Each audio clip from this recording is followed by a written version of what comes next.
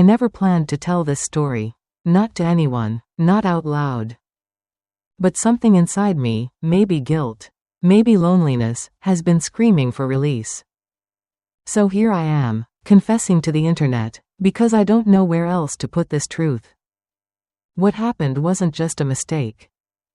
It was a moment I saw myself clearly, too clearly. And maybe that's what makes it so hard to forget. I wasn't looking for trouble on that retreat. But trouble found me. And the worst part? I didn't say no. I didn't even try. I've been divorced for almost 3 years now. And yet, some nights I still catch myself setting the table for two. Old habits die harder than love, I guess. After the split, I kept the house, the job, and the smile. But none of it ever felt real again. I work in HR for a regional firm, corporate enough to demand loyalty. Small enough to forget your name if you leave. I'm good at my job. Too good, maybe.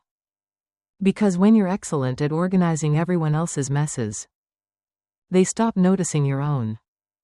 At work, they call me dependable. At home, there's just silence. No dog, no kids, no one asking how my day was. The house is too clean, too still. It hums at night with a kind of emptiness that gets under your skin. Like a refrigerator buzz, but lonelier. Then came the retreat. 2 nights in the mountains. Team building, bonfires, trust exercises with people who barely say hello in the break room. But I signed up. I always sign up.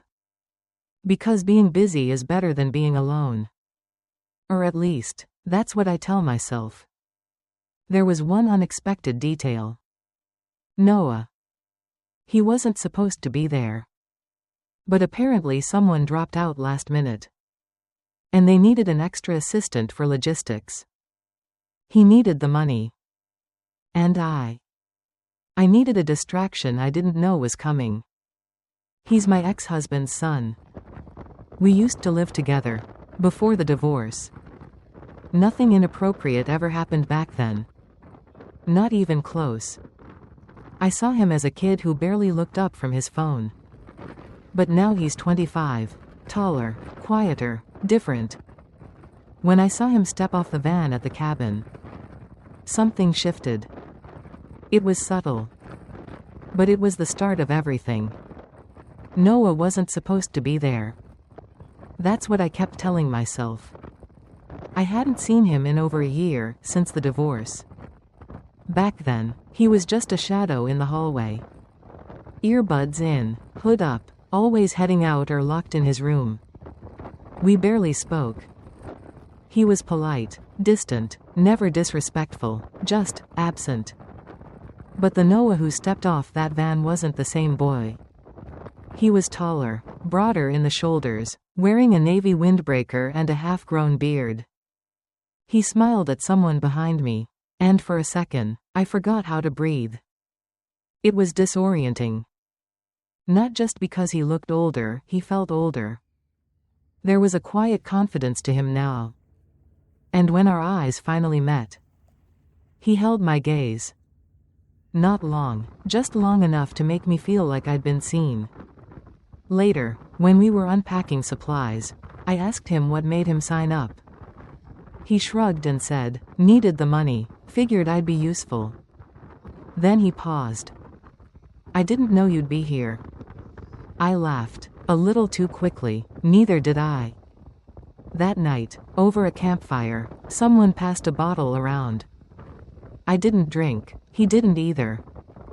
But we ended up sitting near each other, cross-legged in the cold grass. We didn't talk much. Just stared into the flames like they held answers we didn't want to say out loud. It wasn't flirty. It wasn't anything. But something was beginning. And I think we both felt it. The next morning started like any other corporate retreat. Instant coffee, stiff name tags, and awkward icebreakers. But my mind wasn't in it. I kept noticing him. Noah. The way he offered to carry the equipment bag without being asked. The way he stood just far enough to be respectful, but close enough that I could feel his presence like static. During a group trust exercise, we had to pair off. Of course, we were the last two without partners. It wasn't planned. But when he stood behind me, placed his hands gently on my shoulders, and guided me through that ridiculous blindfold maze, my heart beat louder than my footsteps.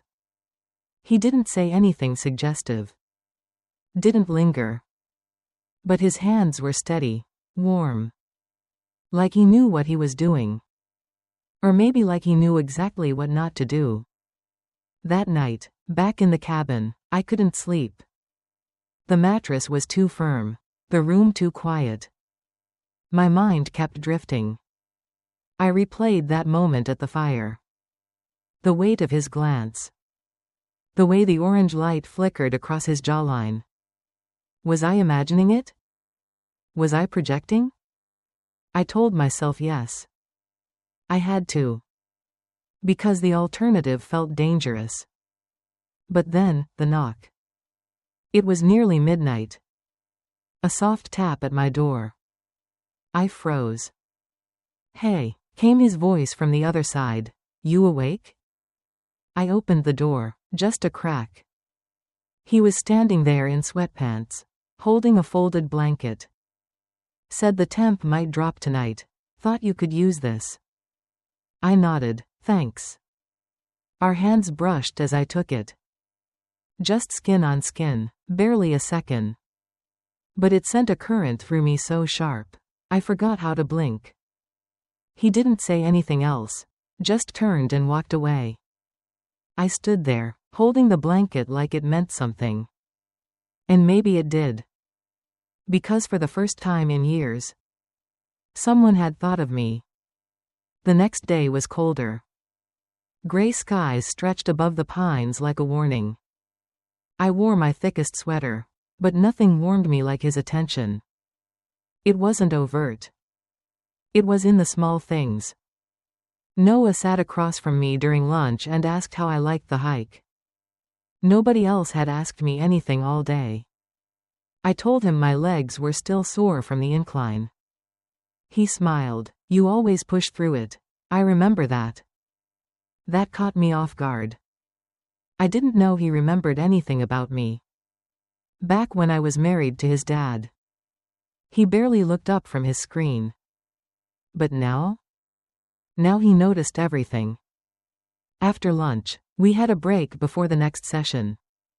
Some people napped, others scrolled on their phones.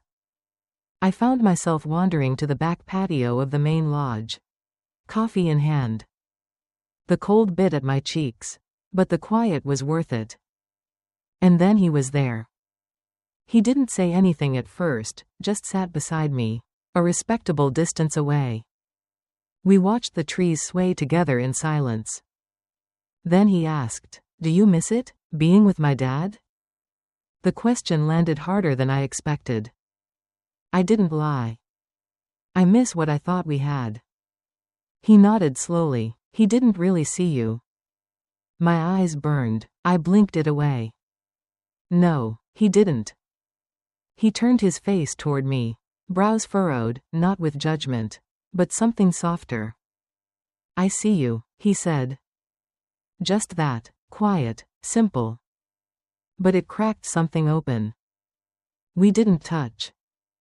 He didn't move any closer. But the air between us thickened with something I couldn't name. Later that evening, I tried to act normal. Group dinner, laughter, more icebreakers. But I felt exposed, like I was glowing under the surface. That night, I couldn't sleep again. The blanket he gave me still smelled like detergent and pine. Like him. I pressed it to my chest and lay there in the dark. Wondering why a single sentence, "I see you," could undo years of being invisible. And wondering what might happen if I stopped trying to resist whatever was building. Because something was. And I wasn't sure I wanted it to stop. It happened the second night. The storm rolled in after dinner, subtle at first. Soft rain against the windows, a hush settling over the cabin. I had gone to bed early, or at least pretended to. The others stayed behind in the lounge playing cards, laughing too loud. I curled up under the blanket he gave me, still trying to calm my thoughts. But they wouldn't stop. His voice. That look in his eyes. I see you. Sometime after midnight, I heard footsteps in the hallway, slow, hesitant. Then a gentle knock. I opened the door without thinking. Noah stood there, damp hair, hoodie half-zipped, barefoot on the wood floor. I couldn't sleep, he said quietly. Can I just sit for a minute? I nodded. He sat at the edge of the bed, arms resting on his knees. We didn't say much. The silence was heavy, but not uncomfortable. Then, without turning, he said, "You looked sad at dinner." I swallowed. I was. He turned to me then. There was no smirk, no calculation, just vulnerability. Raw, honest. "I think about you more than I should," he said. "I don't know who moved first. Maybe I did. Maybe we both did. But suddenly we were inches apart. And his hand brushed my cheek like he wasn't sure I was real. Then he kissed me. Soft, careful, not demanding. And I didn't stop him. I should've. God, I should've. But I leaned in. Because in that moment, I didn't feel like a mistake. I felt wanted. Alive. Seen. I woke up before the sun.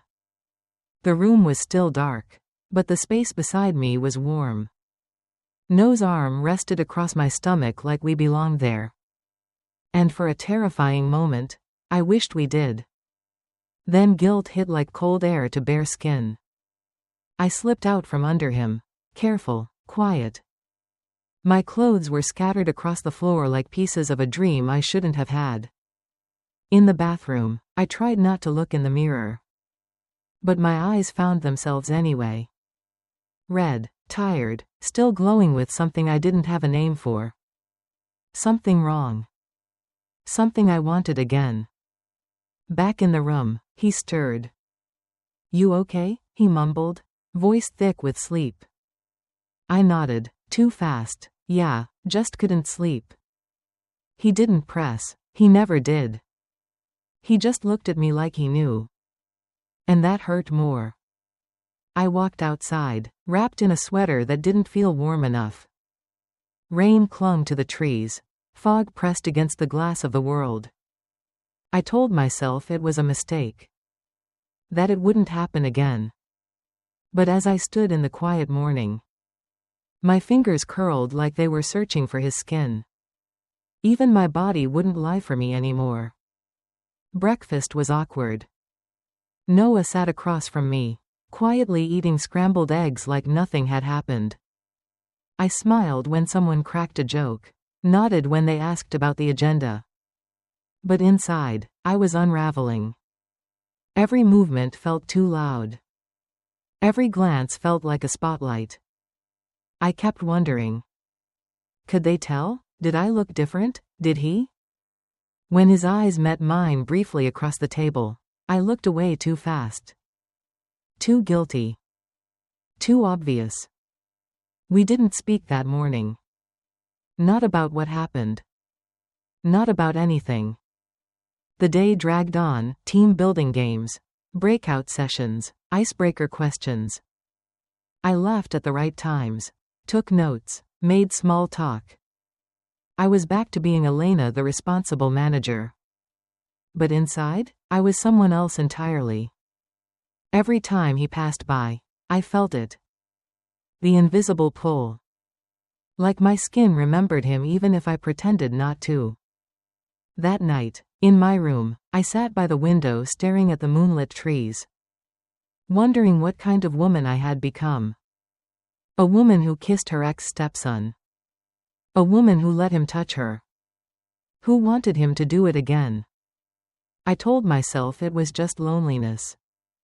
That it would pass. But then my phone buzzed.